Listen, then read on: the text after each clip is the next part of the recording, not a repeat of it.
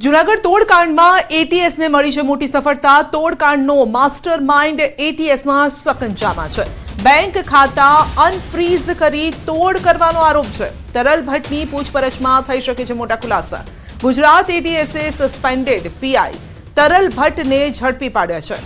અમદાવાદ સ્થિત ગઈકાલે તરલ ભટ્ટના ઘરે ગુજરાત એટીએસે દરોડા પાડ્યા હતા અને પોલીસની ભીંસ વધતા તરલ ભટ્ટનું પગેરું મળી આવ્યું છે।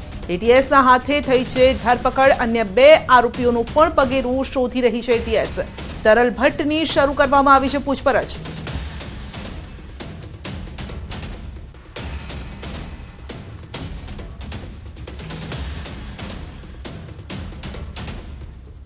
તો આ અંગે મોટા ખુલાસા પણ થઈ શકે છે પૂછપરછમાં। તોડકાંડમાં વધુ 2 આરોપીઓની પણ શોધખોળ। તોડકાંડનો માસ્ટર માઇન્ડ એટીએસના સકંજામાં। કેરળના વેપારી કાર્તિક ભંડારીને ધમકી આપી હતી। કેરળના વેપારી કાર્તિક ભંડારીને ધમકી આપી હતી તો બેંક ખાતા અનફ્રીઝ કરી અને તોડ કરવાનો આરોપ છે। તો હવે તરલ ભટ્ટની પૂછપરછ કરવામાં આવી શકે છે અને જેમાં મોટા ખુલાસા પણ થઈ શકે છે। તો આખરે આ પગેરું પણ મળી આવશે। શું બીજા પણ કેટલાક લોકો તેની સાથે સંકળાયેલા છે? પૂછપરછમાં કદાચ એ નામો પણ ખુલી શકે જે અત્યાર સુધી સામે ન આવ્યા હોય।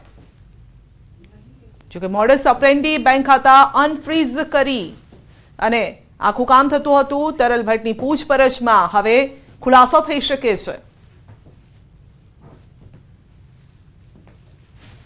તો અકાઉન્ટ અનફ્રીઝ કરવા માટે 25 લાખની માંગ પણ કરી હતી।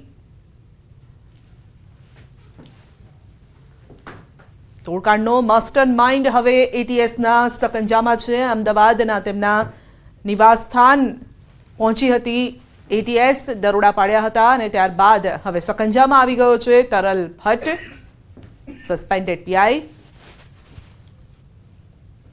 તો માણાવદરના પીઆઈ તરલ ભટ્ટની સંડોવણી સામે આવી।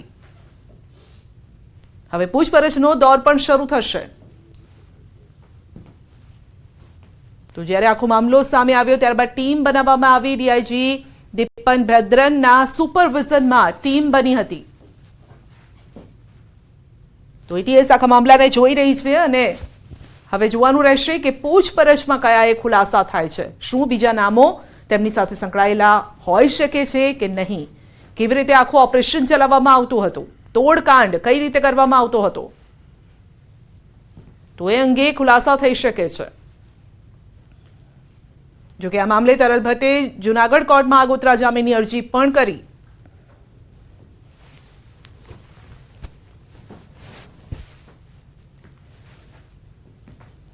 તો આપને જણાવી દઈએ કે તોડકાંડમાં એટીએસને મોટી સફળતા મળી છે। તોડકાંડનો માસ્ટર માઇન્ડ એટીએસના સકંજામાં। બેંક ખાતા અનફ્રીઝ કરી અને તોડ કરવાનો આરોપ છે। તરલ ભટ્ટની પૂછપરછમાં હવે ખુલાસા થઈ શકે છે। ગુજરાત એટીએસે સસ્પેન્ડેડ પીઆઈ તરલ ભટ્ટને ઝડપી પાડ્યો અને અમદાવાદ સ્થિત ગઈકાલે તરલ ભટ્ટના ઘરે ગુજરાત એટીએસે દરોડા પાડ્યા હતા। પોલીસની ભીંસ વધી તરલ ભટ્ટનું પગેરું મળી આવ્યું। એટીએસના હાથે થઈ ધરપકડ અને અન્ય 2 આરોપીઓનું પણ પગેરું શોધી રહી છે એટીએસ। તરલ ભટ્ટની હવે પૂછપરછ પણ શરૂ કરવામાં આવી છે।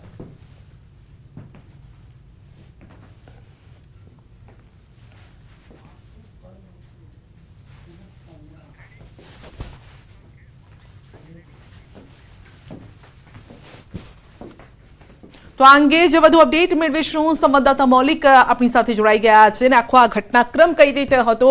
મૌલિક, ઘટનાક્રમ સમજાવો અને હવે જ્યારે એટીએસના સકંજામાં તરલ ભટ્ટ આવી ગયા છે, પૂછપરછ કઈ રીતે થશે અને શું બીજા પણ કેટલાક નામો તેની સાથે સંકળાયેલા હોય તે પણ ખુલી શકે છે? આ તોડકાંડ કઈ રીતે કરવામાં આવતો હતો?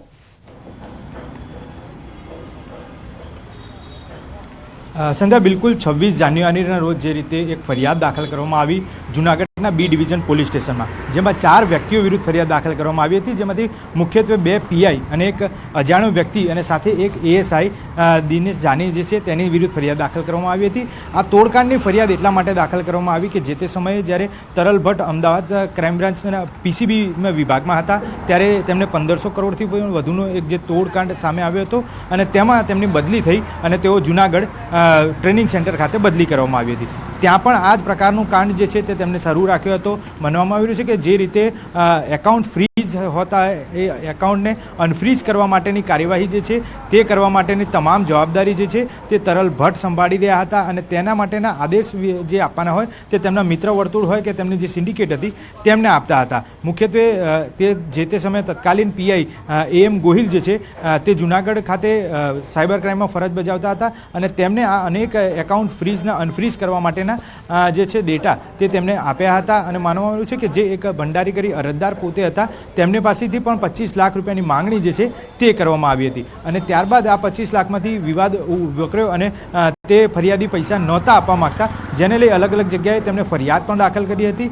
પરંતુ આ ફરિયાદની સુનાવણી જે છે તે લગભગ 26મી તારીખ થઈ તે હકીકત સામે આવી અને અત્યારે હાલ જે છે તે ગુજરાત ATSની ટીમ જે છે તે આ બાબતની તપાસ કરી રહી છે અને તપાસ કરતાની સાથે જ ગઈકાલે લગભગ 1.5 કલાક જેટલી જે કાર્યવાહી જે છે તે તરલ ભટ્ટના ઘરે તેમના માતા પિતાની પૂછપરછ છે તે કરવામાં આવી હતી, તેમના પરિવારજનોની પૂછપરછ કરવામાં આવી અને તેવું સામે આવ્યું કે તેઓ ઘર છોડી અને ક્યાંક ફરાર થઈ ગયેલા છે. પરંતુ આ જ ટેકનિકલ સર્વેલન્સના આધારે ક્યાંક બાતમીદારોના આધારે તરલ ભટ્ટ જે છે તે નાટ્યાત્મક રીતે ગુજરાત ATS ખાતે હાજર થયા હતા. આજે તેમની વિધિવત રીતે ધરપકડ બતાવવામાં આવી છે. આવનારા 24 કલાકની અંદર તેમને હાજર કરી અને વધુ રિમાન્ડની માંગણી પણ કરવામાં આવશે. પરંતુ કેટલા લાખનું ટર્નઓવર તે ગેરકાયદેસર કરતા હતા તેમની પૂછપરછ દરમિયાન જ બહાર આવશે. અત્યારે હાલ ATSની ટીમ જે છે તે આ બાબતે મૌન પાડી રહી છે. કોઈપણ વિગતો મીડિયાકર્મીઓને આપવા માટે મનાઈ ફરમાવી છે. જી મૌલિક, અન્ય 2 લોકોની શોધખોળ પણ કરવામાં આવી રહી છે. ATS 2 લોકોની શોધખોળ કરી રહી છે. કોણ છે, કઈ રીતે સંકળાયેલા હતા તરલ ભટ્ટ સાથે?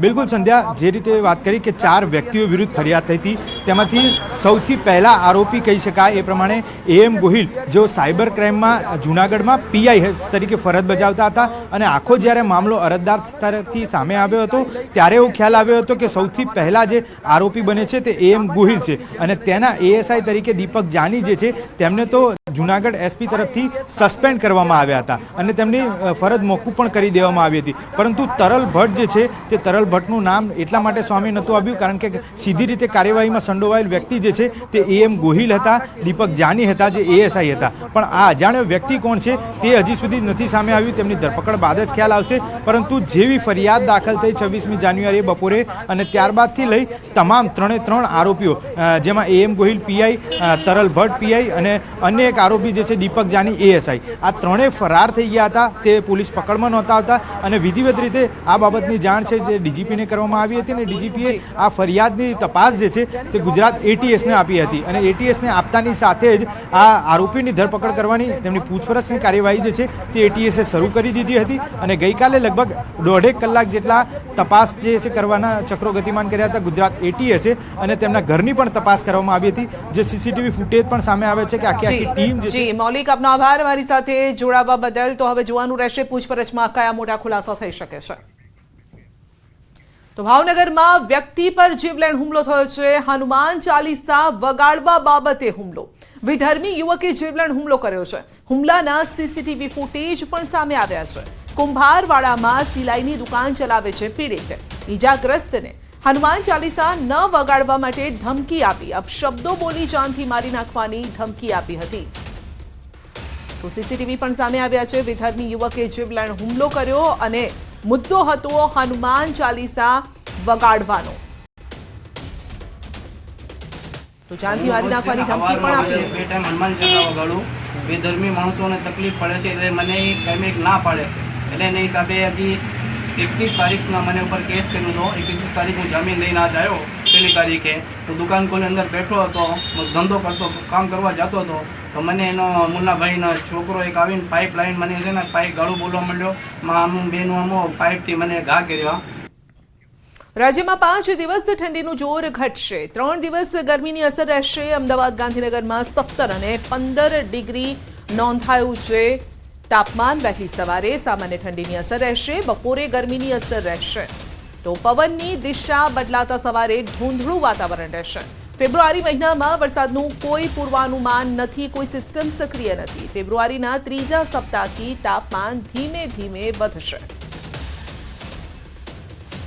जो मिनिमम टेम्परेचर का फोरकास्ट है 2 से 3 डिग्री सेल्सियस राज ट्रेंड है नेक्स्ट 4 डेज के लिए. उसके बाद 2 से 3 डिग्री सेल्सियस का टेम्परेचर फॉल है. और टेम्परेचर मिनिमम टेम्परेचर रियलाइज की बात करेंगे तो अहमदाबाद में 16 डिग्री सेल्सियस रियलाइज हुआ है और गांधीनगर में 14.6 डिग्री सेल्सियस टेम्परेचर रियलाइज हुआ है। और फोरकास्ट की बात करेंगे अहमदाबाद और गांधीनगर में मिनिमम टेम्परेचर की, तो अहमदाबाद के लिए 17 डिग्री सेल्सियस और गांधीनगर के लिए 15 डिग्री सेल्सियस का फोरकास्ट हुआ है मिनिमम टेम्परेचर का। और पूरे गुजरात रीजन में लोवेस्ट टेम्परेचर की बात करेंगे मिनिमम टेम्परेचर की, तो 14.6 डिग्री सेल्सियस गांधीनगर में रिकॉर्ड हुआ है और साथ में नलिया 15 degree Celsius lowest temperature record हुआ है। જામનગરમાં વિપક્ષી નગરસેવિકા અનોખો વિરોધ કરતી જોવા મળી છે। કોર્પોરેશનમાં વિપક્ષી નગરસેવિકા રચના નંદાણીએ હંગામો મચાવ્યો। વિપક્ષી નગરસેવિકા કોર્પોરેશનમાં બેશવાન સાથે પહોંચી અને હંગામો મચાવ્યો, અનોખી રીતે વિરોધ કર્યો। બજેટ બેઠક પહેલા અધિકારીઓ સમક્ષ વિરોધ કર્યો હતો। ખસીકરણના બદલે શ્વાનના કાયમી નિરાકરણ માટે માંગ કરી છે। વિપક્ષી કોર્પોરેટર રચના નંદાણીયાની પોલીસે સ્ટેન્ડિંગ કમિટી હોલ બહારથી અટકાયત કરી। આજે બજેટની મીટિંગ છે એટલે પબ્લિક માટે હું ન્યાય માટે બેઠી છું કે રોજના 100 જેટલા વ્યક્તિઓને કૂતરા કરડે છે અને જીજી હોસ્પિટલમાં 100 જણા જેટલા ઇન્જેક્શન મારવા જાય છે। જ્યારે અમે લોકો ફોન કરીએ છીએ કોર્પોરેશનમાં કે હડકાયા કૂતરા પબ્લિક એટલે કે પબ્લિક ફોન કરે છે કે હડકાયા કૂતરાઓને પકડી જાવ ને, તો એમ કહે છે કે હડકાયા કૂતરા પકડવાની કોઈ જોગવાઈ નથી। વડોદરા મનપાએ 20 સ્કૂલોને બંધ કરવા નોટિસ ફટકારી છે। મનપા હસ્તકની 20 સ્કૂલોને બંધ કરવા માટે નોટિસ, સ્કૂલ બંધ કરવા નોટિસ અપાઈ છે। 10,000થી વધુ બાળકોનું ભવિષ્ય જોખમમાં છે। મનપાએ શિક્ષણ સમિતિને 20 સ્કૂલોને બંધ કરવા નોટિસ આપતા ખળભળાટ મચી ગયો। આખા પ્રકરણમાં મનપા તંત્રએ હાથ ઊંચા કર્યા। જર્જરિત ઇમારતોમાં ઘટના થાય તો જવાબદારી શિક્ષણ સમિતિના માથે નાખી અને સ્કૂલોને જર્જરિત જાહેર કરી બંધ કરવા માટે નોટિસ અપાઈ છે।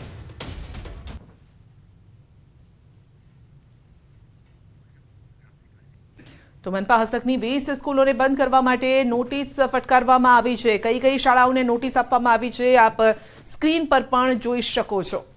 તો જર્જરિત જાહેર કરી બંધ કરવા માટે નોટિસ આપવામાં આવી છે। તો આ જે સ્કૂલ છે તેની ઇમારત જર્જરિત થઈ ગઈ છે અને ત્યારબાદ તેને નોટિસ આપવામાં આવી છે બંધ કરવા માટે, અને આવી 20 શાળાઓ છે।